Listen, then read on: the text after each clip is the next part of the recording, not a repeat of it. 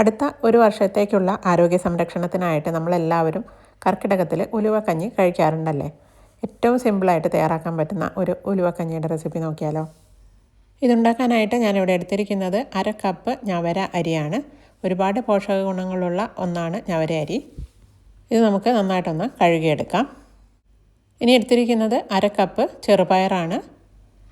1/2 cup ചെറുപയർ ഇന്നലെ രാത്രി കുതിർക്കാനായിട്ട് വെള്ളത്തിലിട്ട് വെച്ചിട്ടുണ്ടായിരുന്നു. 8 മണിക്കൂറോളം കുതിർത്ത ചെറുപയറാണിത്.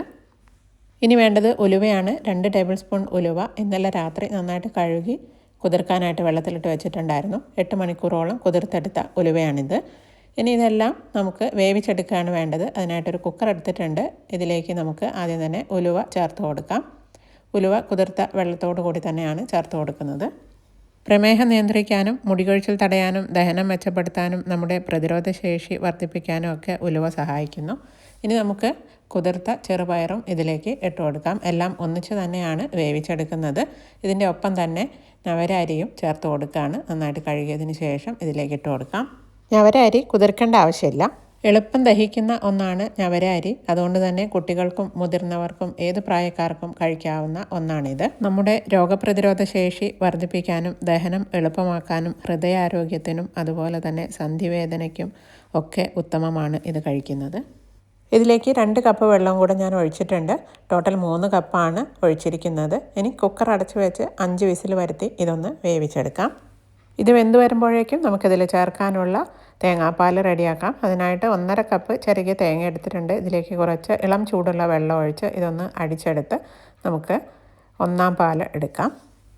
തേങ്ങാപ്പാൽ ഇതുപോലെ എടുക്കാൻ ബുദ്ധിമുട്ടുള്ളവർക്ക് മിക്സിയുടെ ജാറിൽ കുറച്ച് ചെറിയ തേങ്ങയും ചെറിയ ജീരകവും കൂടി ചേർത്ത് ചതച്ചെടുത്ത് കഞ്ഞിയിൽ ചേർത്താലും മതി. അപ്പോൾ ഇത് 1/4 പാൽ റെഡി ആയിട്ടുണ്ട്. ഇത് ഒന്നുകൂടെ മിക്സിയുടെ ജാറിലേക്ക് ഇട്ട് കൊടുക്കുകയാണ്. കുറച്ചുകൂടെ ചൂടുവെള്ളം ഒഴിച്ച് ഒന്നുകൂടെ അടിച്ചെടുത്ത് 2/2 പാലും എടുത്ത് മാറ്റി വയ്ക്കാം.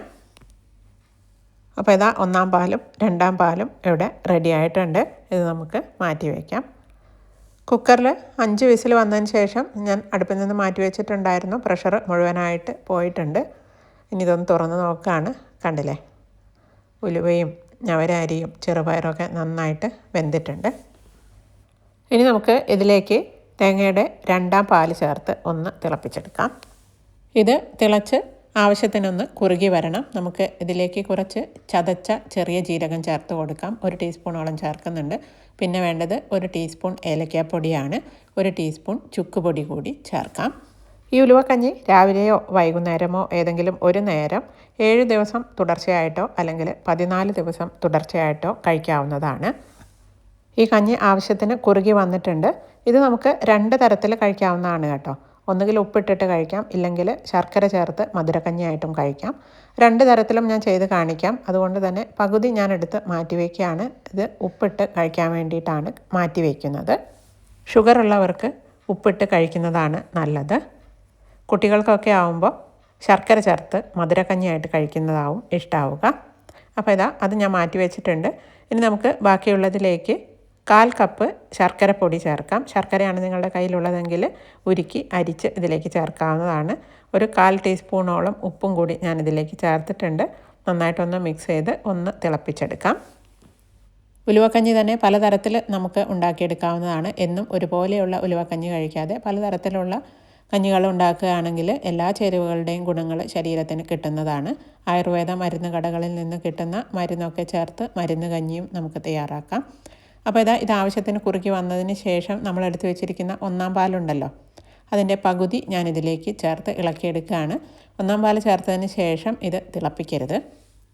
ഫ്ലെയിം ഓഫ് ചെയ്തതിന് ശേഷമാണ് 1/4 പാൽ ഞാൻ ചേർത്ത് കൊടുത്തത്.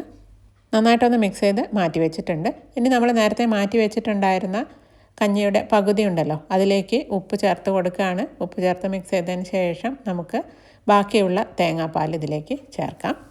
മധുരം ചേർത്തിട്ടില്ലെങ്കിലും ഇതിന് കയ്പൊന്നും ഉണ്ടായിരുന്നില്ല കേട്ടോ. കയ്പ് കുറച്ചുകൂടി ഇഷ്ടമാണെന്നുണ്ടെങ്കിൽ കുറച്ചുകൂടി ഉലുവ ഇതിലേക്ക് ചേർക്കാവുന്നതാണ്.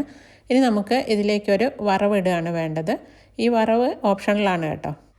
2 ടേബിൾ സ്പൂണോളം നെയ്യ് എടുത്തിട്ടുണ്ട്. നെയ്യൊക്കെ കർക്കിടകത്തിൽ കുറച്ച് കഴിക്കുന്നത് വളരെ നല്ലതാണ്.